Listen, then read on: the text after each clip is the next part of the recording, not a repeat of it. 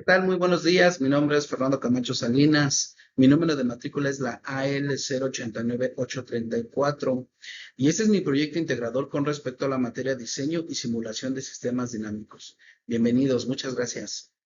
Bien, nos solicitan contestar ciertas preguntas en este proyecto. Entre ellas, vamos a contestar cuáles son las principales diferencias entre las variables conocidas y las no conocidas. En fin, por definición, las variables conocidas son valores que son accesibles, medibles y que ya son determinados, ¿no? En el caso de las no conocidas, son valores que no se conocen y deben ser descubiertos o calculados.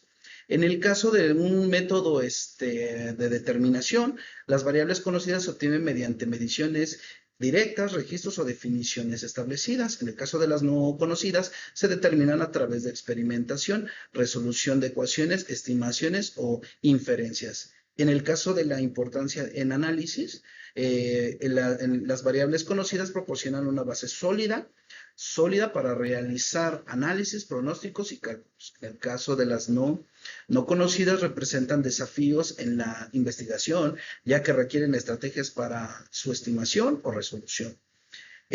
Un ejemplo en contexto, en el caso de las conocidas, podríamos ver los datos demográficos, estadísticas observadas en estudios, parámetros y definiciones en ecuaciones, ¿no? Y en las no conocidas, los resultados de un experimento aún no realizado, parámetros que deben estimarse en modelos estadísticos.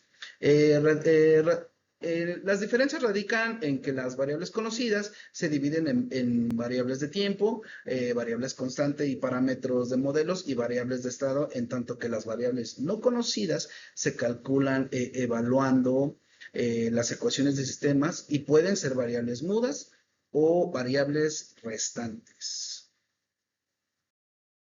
Bien, otra de las preguntas es, ¿cuál consideras que es la principal función de la singularidad estructural? Vamos a justificar. Yo considero que su función principal es la asignación de la causalidad computacional y esto se comprueba determinando si el modelo es o no singularmente estructural. Cuando no lo es, posea alguno o ambos de los siguientes casos: que contenga el mismo número de ecuaciones y variables desconocidas, y cada variable desconocida puede emparejarse a una ecuación donde aparezca, y con la cual no se haya emparejado otra de las variables desconocidas. Cuando se le considera singularmente estructural, el número de ecuaciones coincide con el número de variables desconocidas.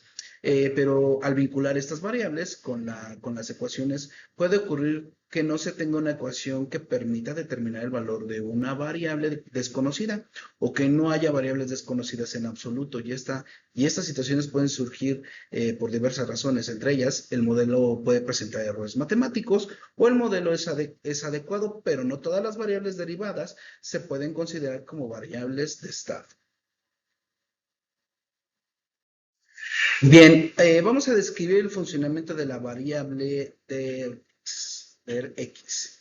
Sirve para hacer una matriz jacobiana de un modelo de tres ecuaciones y se sustituyen las derivadas a variables nulas y se genera la matriz jacobiana al poner valores no nulos y se repiten en cada columna a partir de las variables de X.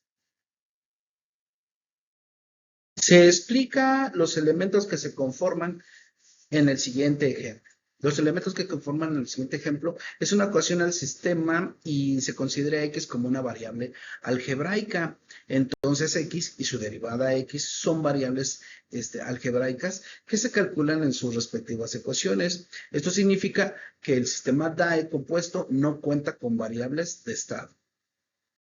¿Qué son y para qué sirven los lazos algebraicos? Se refieren a las ecuaciones DAE que generan un bloque diagonal o no escalar en la matriz de incidencia.